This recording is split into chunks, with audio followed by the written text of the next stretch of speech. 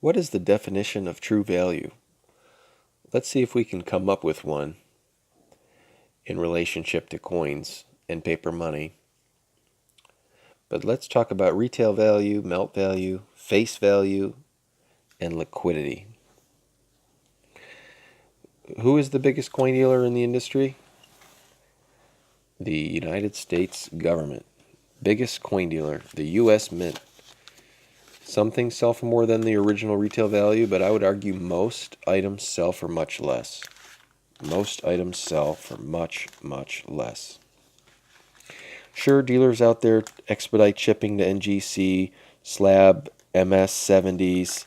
Those sell for premium on the market, but do those prices last? I don't know. Go buy it for the inflated retail, wait a couple years, go to sell it. See if that true value will be determined. You know, a lot of times these high-grade modern coins, there's a population of 1 or 2. A couple years down the road, the population is 25. The additional coins into the market will determine the true value. Some coins, you know, they have nothing to do with retail value. They were just introduced into circulation, but since they had silver, now they have a melt value. True value is not the same as melt value, I would argue. Oftentimes foreign gold coins are purchased at about 90%, 95%, somewhere around there, of the melt value. And you can find out melt value at many different websites. Coin inflation or coin inflation, coinflation.com. I'll put a link in the description. That's one that they have melt values of pennies. They have melt values of pennies. How much does it cost to make a penny? Oh, melt value. We talked about retail value, melt value. Let's talk about face value. Face value, it's what the denomination of a coin. You know, this is a 50-cent half dollar face value. Retail value, it's going to be different than melt value. $1 Ikes in unconditioned, they're selling for $1.50 each. Can you believe it? You can get them at the bank for $1. Maybe not as easily nowadays. But they have a face value of $1. Here I've got a United States Silver Eagle. Face value, $1. Just a quick side note, I met a hardcore prepper,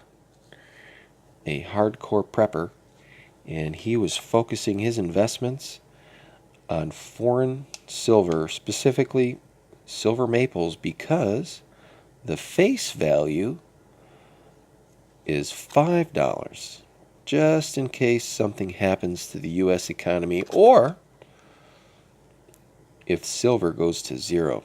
You know, hey, these kind of people are out there, folks. Nonetheless, face value. And liquidity. Liquidity is not necessarily a value, but rather how fast you can turn an object into cold, hard cash. You can increase or decrease the liquidity of an item by manipulating the price. I've got two 90% coins, and I say I want to sell this one for 6 and this one for 5. Well, that's actually below melt. I'll liquidate that pretty quick. I will increase the liquidity. You know, another thing that increases or decreases liquidity is the time of year. You know, you could liquidate the brand new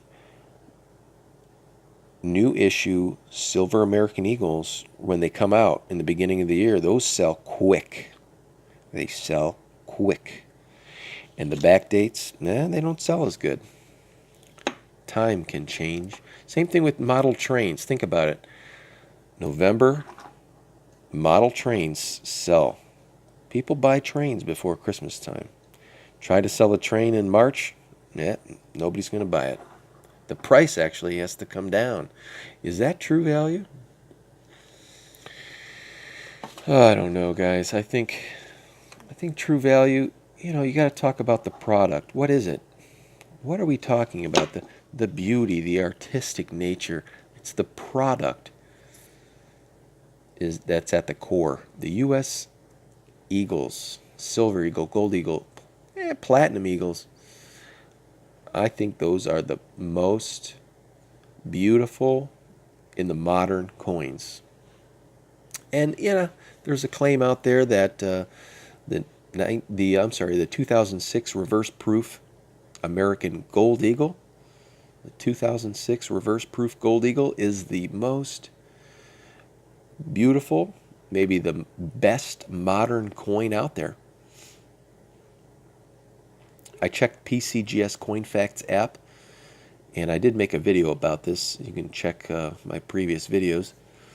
But on that app, the most ever paid for a 2006 reverse proof Gold Eagle PR70 was $9,200 in a 2001 Heritage auction. In February of this year, February 2018, that same coin, PR70, sold for less than $2,300. Is that the true value? Is time influencing it? Maybe they just sold it for cheap to liquidate it? Is the demand less or more? I think we're still trying to determine its true value. Or really, what are we trying to define true value as? I don't know. I don't know what the definition of true value is. True value. Is the consumer educated enough? Most dealers at coin shows, they're not changing with the times. They are not changing with the times. Right now, what's hot? Pour lines on silver bars. That's what's hot. That's what sells for more than a standard round. It's got to be unique. It's got to be limited edition proof. Well, if that's what's selling hot. But on the resale market,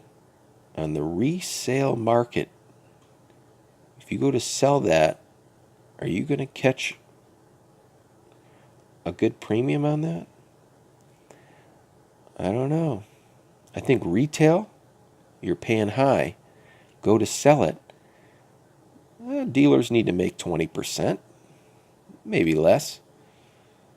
But I think on the resale market, that's when you're going to find what the true value of a coin is. The true value. In order to make a sale, you got to have a win-win.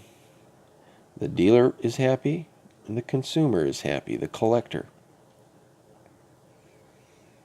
A win-win. There are so many new coins and commemorative mint sets, proof sets, limited edition sets that are coming out into the market. There's just so many. You think about the total coins or collectible items ever made. There's just more out there. If you're at a coin show and you're the only guy there that's selling silver, you're going to have a pretty good show. If you go to a coin show and everybody is selling silver, it's going to be a little bit harder. You think about that with the entire industry of numismatics. There's just more stuff for people to spend their money on. It's saturating. It's saturating the market. All these things sell for retail. Do people throw away coins? Not really. Everybody comes to a show, they think they have $1 million. Oh, check this out. I got this blue snap box of some old silver Canadian coins with the certificate. You know what this stuff sells for? This stuff sells for melt value. Nobody buys this stuff. As a dealer, you got to pay below melt and try to sell it for a little bit above. The Royal Canadian Mint came out with so many of these specialty sets, $5, $10, $20, $25 commemorative coins, limited edition 500. You just can't keep up with it. There's so much out there. How many mints? Perth Mint. Just so many coins out there. Perth Mint had the koalas, kookaburras, swans, emus they're coming out with. It's just saturating the market. What is the definition of true value? I think we're getting a little bit way off track here, but true value. I think retail it's designed for selling. Retail is designed for selling. Call the U.S. Mint and ask them what they're paying for a 1973 UNC set, uncirculated coin set, OGP. You know what they're going to do? They're going to laugh at you. He's not even going to know what to say. They're going to hang the phone up. One guy's going to talk to the other guy. Do you know what this crazy guy, he called me up. He's trying to sell us a 73 mint set. He wants to know how much we're going to pay. And they're just going to sit there and giggle. They have no clue. They have no clue. Retail is not designed for resale. Retail is not designed for resale. So therefore, true value, can you get true value from retail? Maybe if the design is beautiful enough, if it is beautiful enough, you might be able to. You might be able to. True value. Is it MS-70? True value? I don't think so. I don't think the modern high grade low population, I don't think that's true value. I don't know what the definition of true value is, but I don't think that's it. I think true value has to do with the old, iconic, beautiful, recognizable pieces of art. Pieces of art that have been replicated and that have been replicated. This is the original. This is what... They didn't have OGP when this stuff came out. Maybe they did.